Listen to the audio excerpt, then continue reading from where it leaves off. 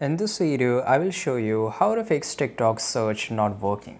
Well, if you're facing this issue, then the problem could be in your TikTok as well as in your phone. So if your search bar is not working, that whether just make sure that the words which you are pasting over here or typing over here, it should be the correct one. If this is not an issue, then just check your internet, right? And after that, just go to Play Store or App Store and make sure you use the updated version of TikTok. The last method will definitely fix a problem, right? You have to go to the settings of your phone. Inside your settings, scroll a little bit down, go to here apps section.